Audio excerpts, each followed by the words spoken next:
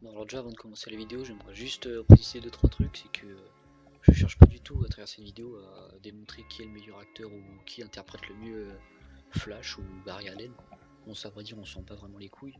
Nous, la seule chose qu'on essaye de deviner aujourd'hui, c'est qui est le plus rapide entre les deux Flash.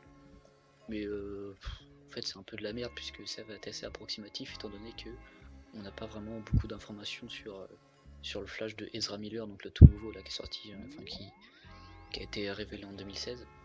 Mais bon, on va quand même se démerder avec le peu d'extraits qu'on a et bah, du coup on va pouvoir commencer. Alors déjà pour commencer, on sait que le Flash de Grant, donc c'est-à-dire le Flash de la Reverse quoi, il est déjà allé jusqu'à Mach 2, c'est à peu près environ 2470 km/h. Ça pousse. Et en plus de ça, il a réussi à voyager dans le temps pour revenir une journée plus tôt, autant dire que le mec ne déconne. Donc c'est en théorie possible si des particules se déplacent pendant au moins un court instant à la vitesse de la lumière. La seule possibilité pour que Barry ait pu remonter le temps, c'est que pendant un court instant il allait à la vitesse de la lumière, qui est donc à peu près environ 1 milliard de kilomètres par heure. Donc vous l'aurez compris, c'est genre pas possible du tout. Genre même si c'est Flash, faut pas déconner. Donc on sait pas trop, la série possède une autre logique qui fait en sorte que c'est en dépassant la vitesse du son qui permet de voyager dans le temps. En d'autres termes, cet argument n'est pas vraiment valable pour Grant. Alors du coup, pour calculer la vitesse du Barry Allen de Ezra Miller, là, je vous préviens, il va falloir suivre parce que ça va être assez compliqué et je risque de vous retourner le cerveau. Dans l'extrait du trailer, on voit que Bruce Wayne il envoie son Batarang, ouais c'est un nom un peu claqué, vers Barry et ce dernier arrive, selon une étude, à une vitesse de 13 mètres par seconde. Je me demande pas où j'ai trouvé l'étude, sachant qu'il y a environ 4,5 mètres qui séparent Barry de Bruce Wayne. Le Batarang a dû arriver jusqu'à Barry en 0,34 secondes, ce qui du point de vue de Barry dure à peu près 21 secondes. Donc pour le flash de Ezra Miller, 0,34 secondes est égal à 21 secondes.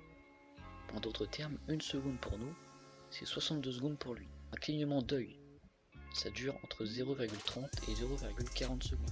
En d'autres termes, Barry, il se déplace à la vitesse d'un battement de cils gros. Mais cela dit, ça va pas du tout nous aider à savoir combien de kilomètres heure il se déplace. Donc j'ai fait un peu ça pour rien. Et si on veut pouvoir le comparer au flash de la reverse, bah va falloir trouver à combien il se déplace. Mais heureusement pour nous, une autre scène va nous être vachement vite. Donc dans cet extrait, on voit que Barry parcourt une distance d'environ 4 mètres, puisqu'il y a approximativement 13 pas d'écart entre les deux personnages. Il s'attaque ensuite au capitaine Boomerang en 0,30 secondes. Il parcourt donc 4 mètres en 0,30 secondes, soit une vitesse de... Bon, j'avoue, ça pue un peu la merde, mais vous inquiétez pas, il y a une raison à ça.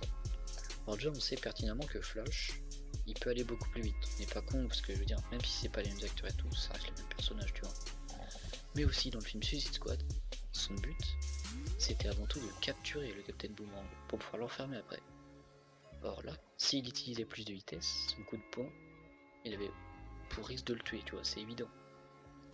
Et je vais te montrer pourquoi. Parce que déjà, il faut pas oublier que son accélération de 0 à 48 km/h, c'était en instantané le bordel. Alors étant donné qu'Ezra Miller, il pèse 60 kg, qu'on y ajoute le poids de son costume métallique, on arrive à un total à peu près de 66 kg.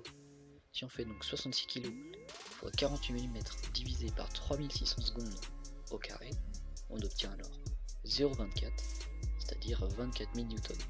Ou en d'autres termes, un coup presque 5 fois plus puissant que celui d'un boxeur professionnel qui est de 5000 N. Donc je peux t'assurer que Captain machin là, il a quand même dû bien prendre dans la gueule. Pour conclure, on peut dire que pour l'instant il est presque impossible de savoir lequel des deux Flash est le plus rapide, parce que le Barry Allen de la Reverse nous a prouvé qu'il pouvait aller jusqu'à Mach 2 et Ezra Miller on n'a pas encore vu sa vitesse de pente, donc pour l'instant c'est chaud. En gros pour l'instant c'est le Barry Allen de Grant Gustin qui l'emporte, mais c'est hyper approximatif, tu vois.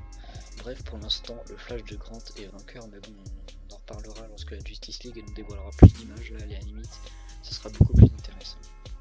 Dans tous les cas, moi je vous remercie de regarder cette vidéo, j'espère que vous aura plu, et moi bah, je vous dis à la prochaine.